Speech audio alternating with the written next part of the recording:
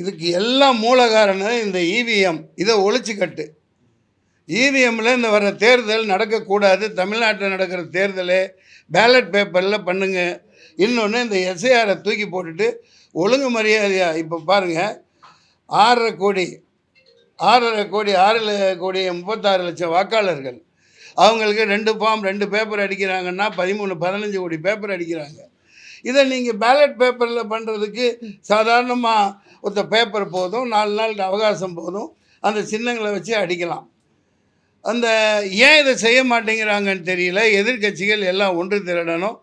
மம்தா பானர்ஜி எப்படி அங்கே உள்ளே வந்தால் அரெஸ்ட் பண்ணுவேன்னு சொன்னாங்களோ, அந்த மாதிரி தமிழ்நாடு முதலமைச்சர் இதை நிப்பாட்டு, இதை நடத்த விட மாட்டேன், இல்லாட்டி தேர்தல் நடக்காது, தேர்தல் நடந்ததுக்கப்புறம் இந்த எஸ்ஐஆரை ஏதோ ஒரு ஆரை நீங்கள் நடத்துங்கன்னு தமிழ்நாடு முதலமைச்சர் ஒரு உத்தரவு போடணும், மத்திய அரசு கேட்டுக்கணுங்கிறது என்னோட தாழ்மையான வேண்டுகோள். இறந்து போனவங்க எப்படி வருவாங்க? நீங்கள் இறந்த உடனே சர்டிஃபிகேட் கொடுத்துட்றாங்களா இல்லையா? பல இதுக்கு காரணத்துக்கு பேங்குக்கு இதுக்கு கடன் வாங்க, மற்ற லீகல் இஷ்யூக்காக அடுத்த நாளே இறந்தவங்களுக்கு சர்டிஃபிகேட் கொடுத்துட்றாங்க.